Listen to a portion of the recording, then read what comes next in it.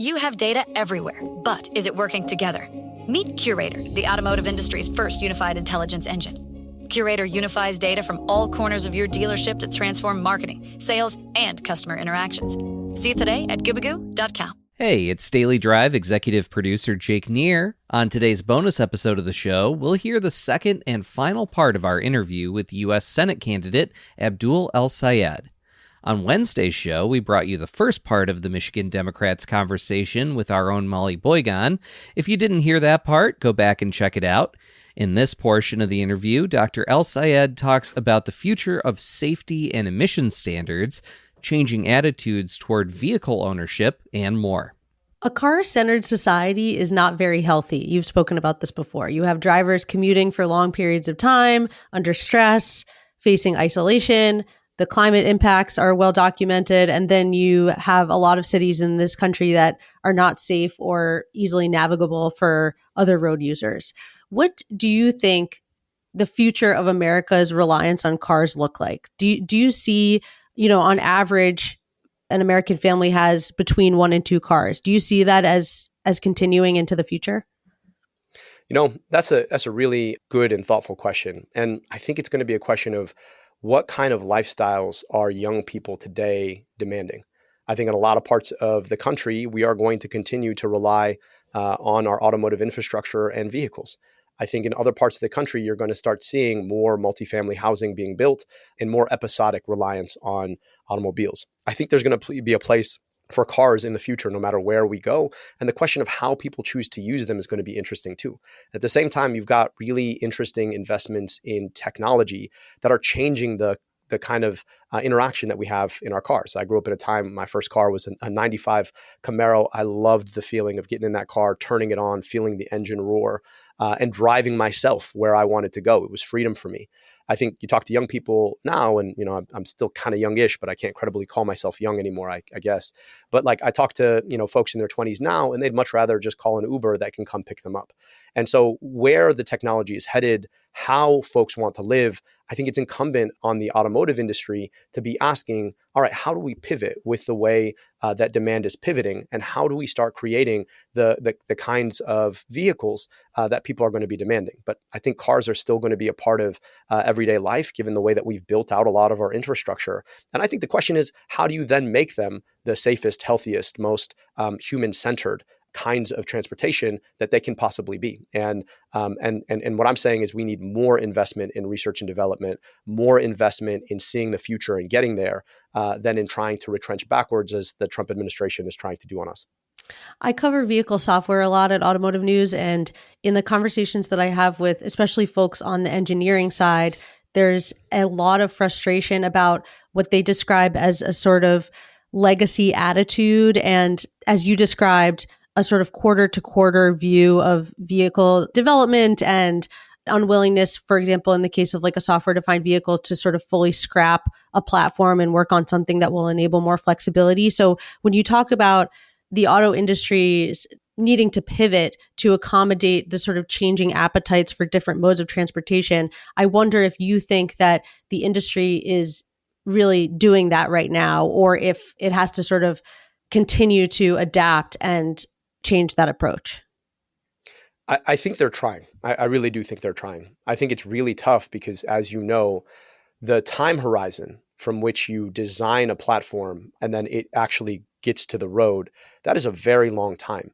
And you have to have a sense of both where demand is headed, but also the financial circumstances under which you'll be working. And I think the Trump administration, given that they change their minds on our financial future, every 30 minutes or so, I think has made it really hard to think through where the investments ought to go and how folks are going to pivot with the new financial incentives that are being created every 30 minutes on the dot.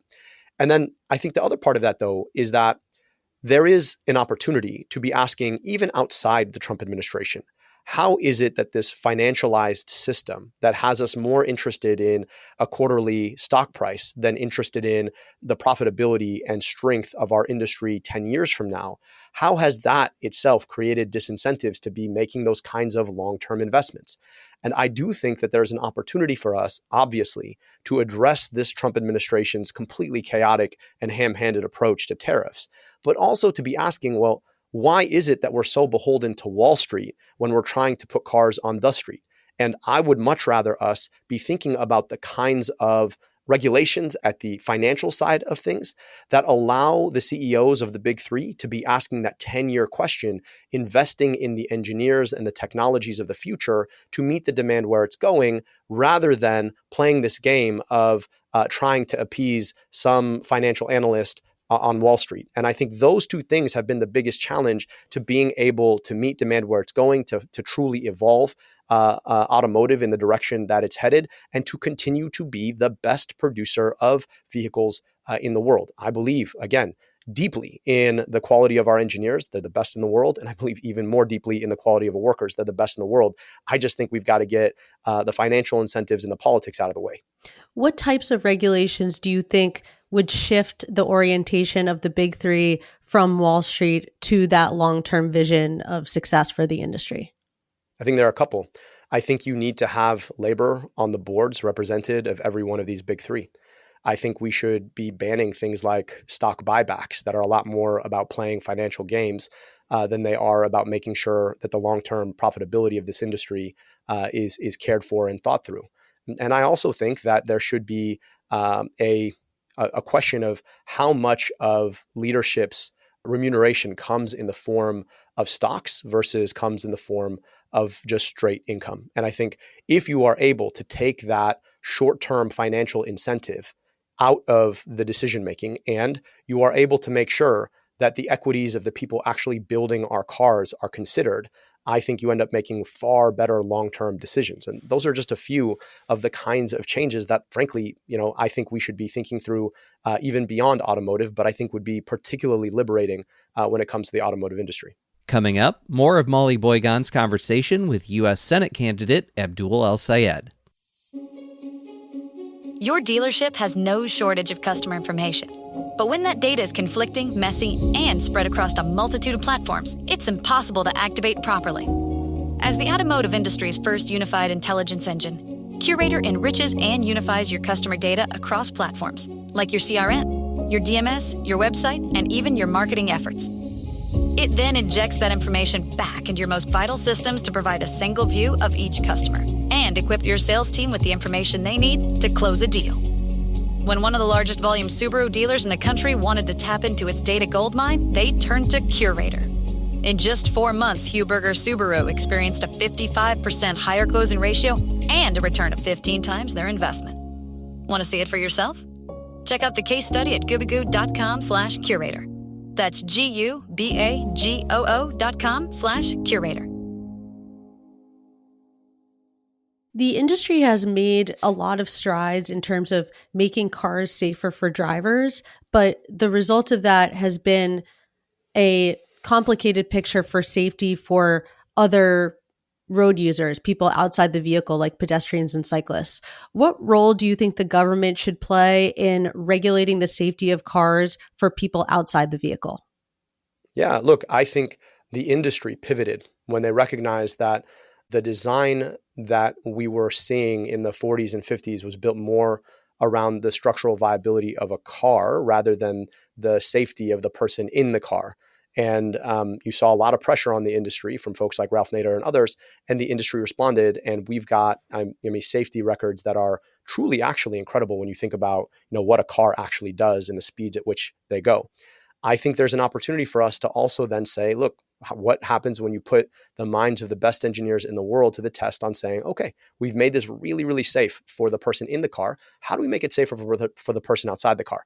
And I don't think that's just a question for automotive engineers. I also think that's a question for public policymakers and urban planners, right? Because a lot of the ways that we're designing our communities tend to create spaces where somebody who's a pedestrian or a cyclist may not actually be as safe just because of where we've placed them relative to folks who are traveling in cars. I think this is a society-wide question that I think we can answer. I know we can answer if we decide that we value it enough to answer it. And to me, again, it's about taking a bet on the people in this industry who have produced some of the most incredible products in the world to push even harder to make them even safer and to perform even better.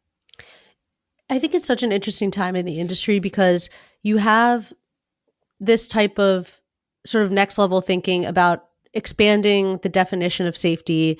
You have a very robust discussion about what types of powertrains the industry and the government should be investing in.